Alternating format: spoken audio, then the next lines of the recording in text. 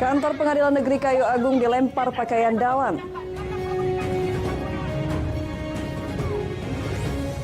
Polda Sumatera Selatan turunkan puslapor kebakaran kantor Pemda Oku. Jemaah Haji Muara Enim disambut keluarga haru.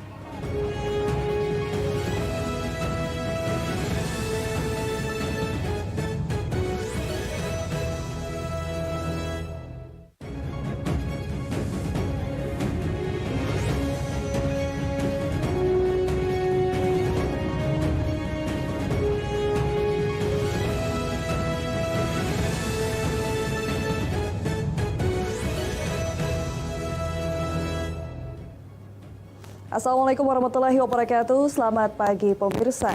Selain 3 berita tadi, Lintas iNews Sumsel juga akan hadir dengan sejumlah berita dan informasi menarik lainnya selama setengah jam ke depan. Bersama saya Elza Renata, inilah Lintas iNews Sumsel selengkapnya.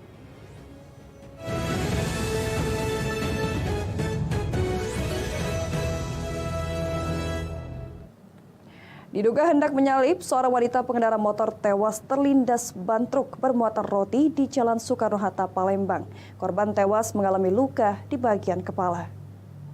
Baru terjadi kecelakaan, oi. Ibu-ibu. Warga dan pengendara di Jalan Soekarno-Hatta, Palembang Rabu sore dikagetkan dengan adanya seorang wanita yang mengendarai sepeda motor Matic dengan nomor polisi BG 2783PW. Meninggal terkapar dengan kepala hancur usai terlindas ban truk dengan nomor polisi BE 8191 AOC. Polisi yang datang lokasi langsung melakukan olah TKP dan mengamankan supir bersama kendaraan truk yang menabrak korban. Kadit Gakum Satlantas Polrestabes Palembang Ibtu Arham Sikako mengatakan kecelakaan antara sepeda motor dan truk ini terjadi di saat kedua kendaraan melaju dari arah Jalan Macanlindungan mengarah ke Jalan Simpang Palem. Dari hasil olah TKP sementara, pemotor hendak mendahului truk dari sebelah kiri, menyenggol bagian belakang truk hingga terjatuh dari sepeda motor, kemudian tubuhnya terlindas truk. Antara sepeda motor dengan mobil truk yang datang dari arah Macanlindungan 1 mengarah ke Simpang Palem. Untuk korban meninggal di tempat kejadian. Korban laki-laki atau perempuan? Perempuan. Supir truk mengatakan korban tersebut berada di jalur sebelah kiri dan tersenggol badan mobil bagian kiri tepat di rekan ban belakang truk yang dikendarainya. Senggol bagian mana, Pak? Bagian belakang, tengah. Sebelah mana? Belah kanan, belah kiri? Belah kiri, ban belakang. Ban belakang. Oh. Dia tuh tengah ban, sebelum ban. Makanya kena gencet pala ya. Oh, tapi posisi kita di mana jalurnya pada Ini waktu? Pak, ini. Jalur apa ini? Nih, bannya kuda. Kita muatan apa, Pak? Roti Pak Dimas. Dari mana mau ke mana? Dari Bandung mau ke... Kini jasad korban dievakuasi ke Rumah Sakit Umum oleh petugas Satlantas Polrestabes Palembang. Dari Palembang, Guntur Yansyah, iNews melaporkan. Pemirsa, Kantor Pengadilan Negeri Kayu Agung Ogan Komering Ilir dilempari pakaian dalam wanita oleh keluarga terdakwa pembunuhan. Keluarga terdakwa tak terima putusan sidang hingga mereka melempar pakaian dalam di halaman kantor pengadilan.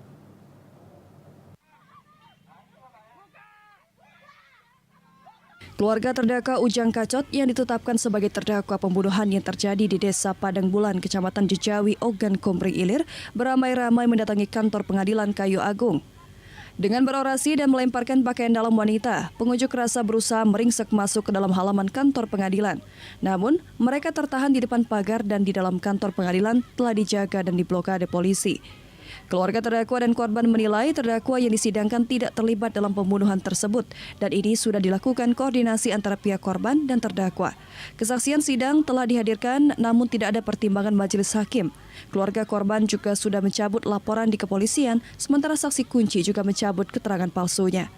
Dalam keputusan sidang memutuskan terdakwa Angkasa alias Ujang Kacot 58 tahun divonis 15 tahun penjara. Pihak keluarga meminta Pengadilan Negeri Kayu Agung untuk membuka kembali sidang putusan perkara tersebut agar terpidana Angkasa alias Ujang Kacot dibebaskan dari segala putusan. Keluarga korban tidak pernah menuntut apapun terhadap Angkasa, apalagi ini sampai ke pengadilan. Sudah dari awal. Dan juga Misar selaku saksi kunci sudah menarik juga pengakuannya ini.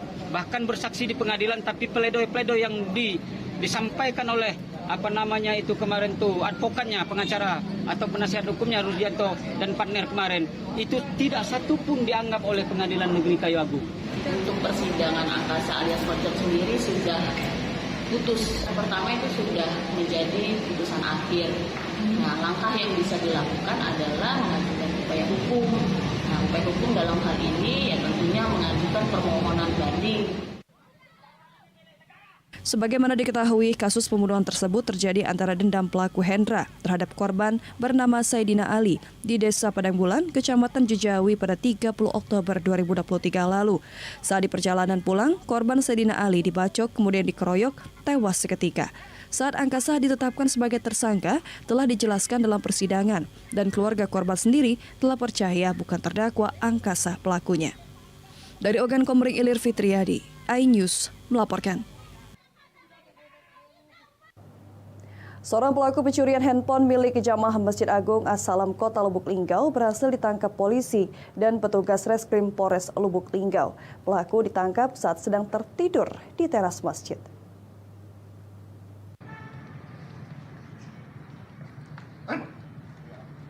Dari rekaman amatir memperlihatkan penangkapan yang dilakukan anggota Satreskrim Polres Lubuk Linggau saat menangkap Idil Fitri, pelaku pencurian handphone milik jamaah Masjid Agung As-Salam Kota Lubuk Linggau. Saat ditangkap, pelaku sedang tidur pulas di teras masjid dan pelaku terjaga dari tidur saat polisi memegang tangannya. Selanjutnya, polisi melakukan penggeledahan di tubuh pelaku dan berhasil menemukan senjata tajam jenis pisau. Sebagaimana diketahui, pelaku melakukan pencurian handphone milik jamaah dengan berpura-pura menjadi makmum. Hal tersebut dengan bukti rekaman CCTV yang ada di masjid. Dikatakan pengurus Masjid Agung As-Salam di laporan polisi, selama ini jamaah memang sudah sangat resah oleh aksi pelaku. Banyak barang jamaah yang hilang. Itu anggota tim Macan itu ada mengamankan satu orang tersangka, yaitu yang diduga melakukan pencurian di Masjid Agung As-Salam. Dan ketika ditangkap waktu itu tersangka memang sedang tertidur di masjid dan ditemukan membawa senjata tajam. Jadi kita amankan, kita proses untuk lebih lanjut ke Polres Lubuk Linggau. Guna mempertanggungjawabkan perbuatannya, pelaku saat ini sudah diamankan di Polres Lubuk Linggau. Dari Lubuk Linggau, Sudirman, iNews melaporkan. Ya, kita beralih ke informasi lain. Pemirsa, kebakaran kantor Pemda Oku disidik oleh tim lapor Polda Sumatera Selatan bersama unit Pitsus Polres Oku. Mereka melakukan olah TKP dan mengambil sejumlah sampel untuk diperiksa.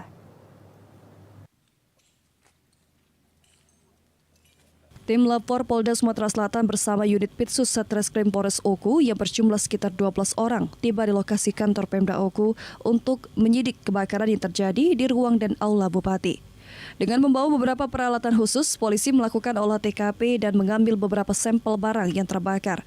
Polisi langsung menuju lokasi yang terdampak kebakaran, yakni ruang induk kerja Bupati serta ruang protokol yang berada di lantai 2 gedung tersebut, didampingi para saksi dan Sekda Oku.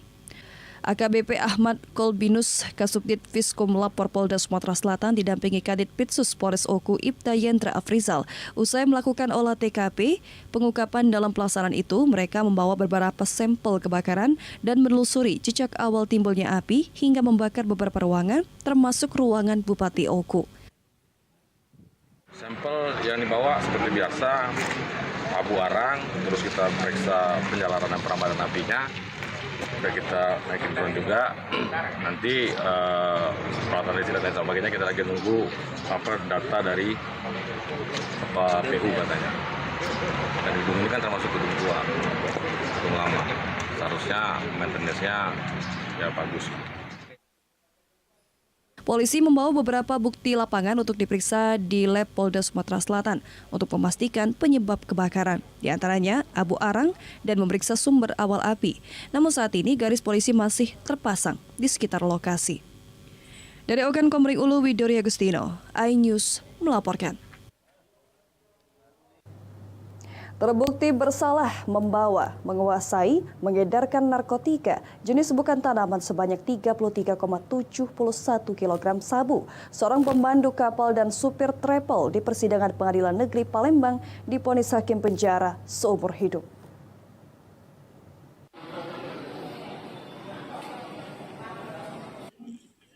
Inilah persidangan Abdul Rosid, pemandu kapal, dan Nadine ALS Ateng, seorang supir travel terdakwa pelaku kasus narkotika sebanyak 33,71 kg sabu saat menjalani sidang vonis putusannya oleh Majelis Hakim Pengadilan Negeri Kelas 1A Khusus Palembang Selasa sore. Dari persidangan diketuai Majelis Hakim Fatima MH. Dari pembacaan nota vonis, kedua terdakwa Abdul Rosid dan Nadine alias Ateng dinyatakan terbukti secara sah meyakinkan bersalah tanpa hak menguasai, memiliki, mengedarkan atau membantu peredaran narkotika sebanyak 33,71 kg sabu, melanggar 114 ayat 2 Undang-Undang Narkotika Nomor 35 Tahun 2009. Dengan itu, menjatuhkan vonis putusan kedua terdakwa penjara seumur hidup. Atas vonis putusan majelis hakim tersebut, kedua terdakwa dan jaksa penuntut yang semula menuntut kedua terdakwa hukuman mati menyatakan pikir-pikir. Usai persidangan, Ar-Rahman, penasihat bantuan hukum para terdakwa, membenarkan saat ini sedang mengambil sikap pikir-pikir hingga ke 7 hari ke depan. Dan menurutnya, putusan hakim terlalu berat karena mereka hanyalah kurir. Dalam hal ini kami harus pikir-pikir apa langkah-langkah, apa kami mau terima atau kami mau banding, atau kami terima kami akan periksa. Untuk ketimbang dijelaskan ini bagaimana? Ya, pertimbangan hukum majelis hakim tadi ya sebenarnya sudah mengajukan kita. Dari segi pembelaan kan dia bukan yang punya pabrik, bukan dia apa itu bandar, dan bukan juga pengedar yang sering melakukan pengedar. Dari Palembang, Guntur Yansyah, iNews melaporkan. Pemirsa, Teater Potlot pentaskan perahu kajang di UIN Raden Patah, Palembang. Informasi lengkapnya akan hadir sesaat lagi.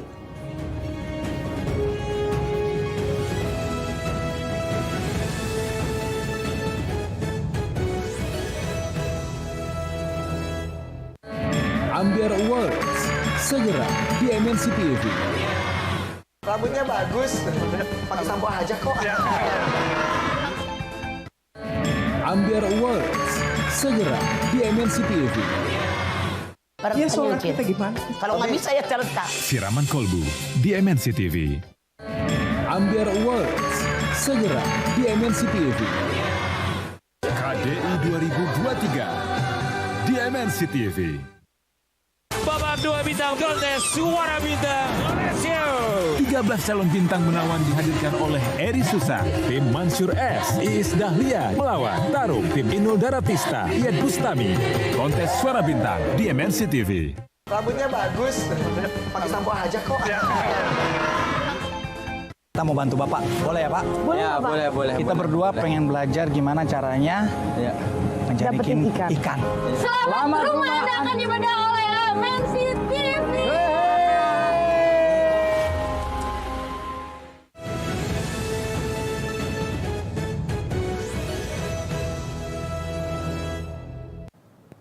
Terima kasih Anda masih bersama kami. Pemirsa, sebanyak 385 jamaah haji asal Muara Enim tiba di tanah air, tergabung dalam kloter 19 embarkasi Palembang. Mereka tiba di Gor Pancasila Muara Enim dan diwarnai isak tangis haru pada keluarga. Antusias para keluarga dari berbagai wilayah dalam Kabupaten Muara Enim sejak sore sudah memadati halaman Gor Pancasila untuk menyambut keluarga mereka yang pulang dari Tanah Suci Mekah. Kegembiraan terpancar di mata keluarga begitu saudara mereka yang berhaji turun dari bis yang mengangkut mereka. Ismaliana bersama adiknya Isroyatika mengaku bersyukur telah kembali ke kampung halaman Muara Enim dalam kondisi sehat dan selamat. Dirinya juga mengaku bersedih dan turut berduka dengan informasi dokter medis pendamping mereka meninggal dunia dalam kecelakaan. Bu, gimana Bu perasaannya setelah sampai di anak kelahiran ini? Kelahirannya Bu?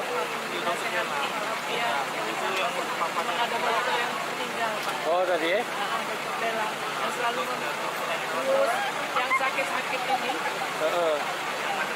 Tapi alhamdulillah Bu ya sudah sampai di sini Bu ya. Bersyukur Bu. Alhamdulillah. Alhamdulillah. Kloter 19 sampai di embarkasi Palembang tadi sekitar jam 14.05. Terus langsung diberangkatkan sih. Diberangkat di Rasul Haji setelah Ba'da Asar. Kurang lebih jam 4:30 kita mulai berangkat dari MSP ini.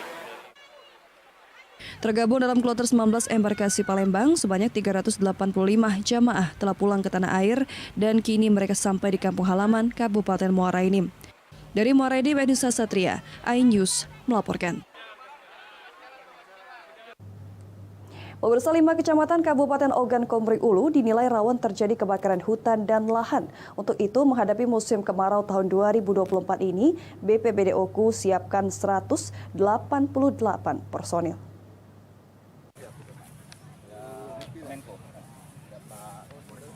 Badan Penanggulangan Bencana Daerah Ogan Komering Ulu menyiapkan sedikitnya 188 personil dalam menghadapi musim kemarau 2024 ini.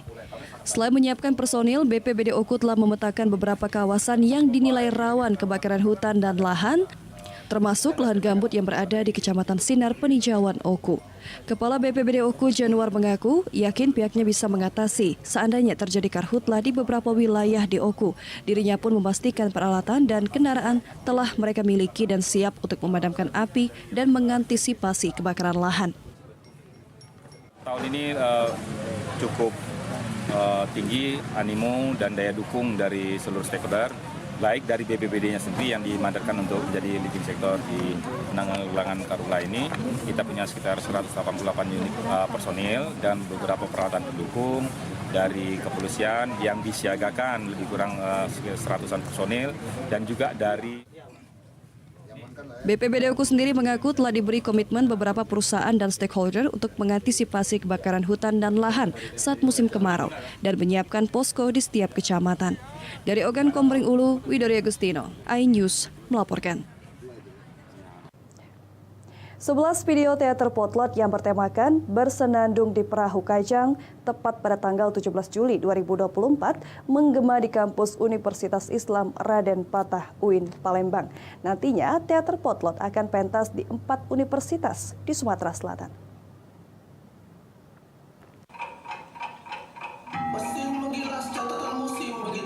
Usai digarap beberapa bulan lamanya, teater potlot yang bertemakan Bersenandung di Perahu Kajang merupakan ilustrasi lahan basah dan sungai yang lokasi pengambilan gambarnya di 7 kabupaten di Sumatera Selatan finish. Puncak perhelatan dengan melakukan pemutaran film di 5 universitas yang berada di Sumatera Selatan. Selain itu juga ada session dialog terkait bedah film tersebut.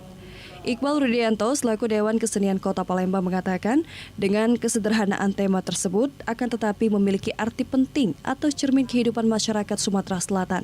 Dirinya juga melihat geliat anak bangsa untuk mengetahui serta melestarikan budaya bangsa saat besar. Ini terlihat dari banyaknya riset yang dibuat oleh Gen Z hingga mengaplikasi melalui sastra, tutur maupun tarian. Dewan Kesenian Sumatera Selatan sangat bangga mengapresiasi banyak sekali potensi budaya warisan leluhur yang bisa dikembangkan, dibikin riset, dilestarikan dan dipromosikan ke masyarakat terutama generasi muda. Kita melihat kreativitas dari para generasi bangsa ini seperti apa Kak? Iya, kreativitasnya tanpa batas ya, kita melihat banyak sekali generasi muda yang memang boleh dikatakan sangat aktif dan antusias.